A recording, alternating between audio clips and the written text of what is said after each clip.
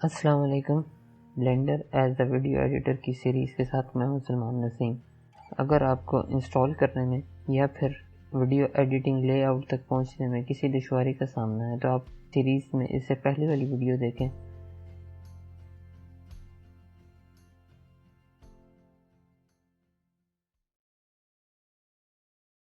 آج کے لیکچر میں آپ کو کچھ انٹروڈکشن دوں گا.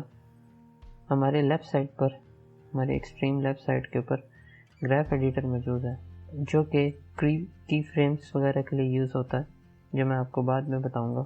بلینڈر کے اندر آپ اپنا لے آؤٹ خود بنا سکتے ہیں.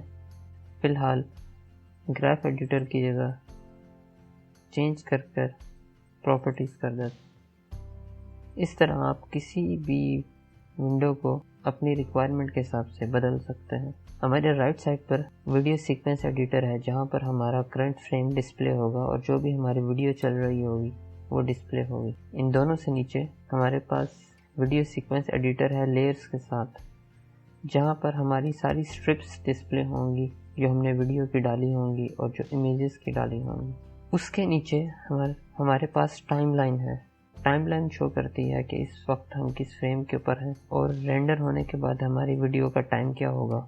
اور اس کے علاوہ ہم اس کو کی فریمز کے لیے بھی یوز کرتے ہیں. لیکچر ختم کرنے سے پہلے میں آپ کو صرف ایک ویڈیو ایڈ کر کے دکھا دیتا ہوں. جس طرح سے آپ دیکھ رہے ہوں گے ہمارے پاس یہاں پر ایڈ کا ایک بٹن ہے جس کا شارٹ کٹ شفٹ اے ہے.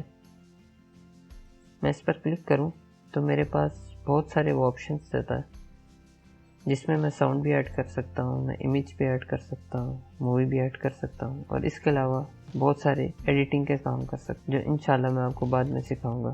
فی الحال ہم صرف ایک مووی ایڈ کرتے ہیں.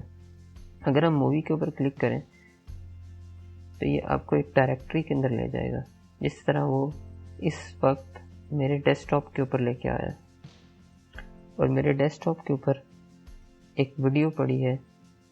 اگر میں اس کے اوپر ڈبل کلک کرتا ہوں تو ادھر ایڈ ہو جائے گی.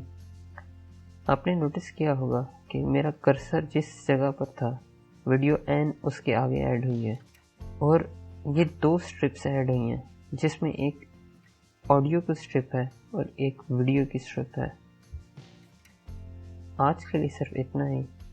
انشاءاللہ نیکسٹ لیکچر میں آپ کو اس سے آگے سمجھاؤں گا.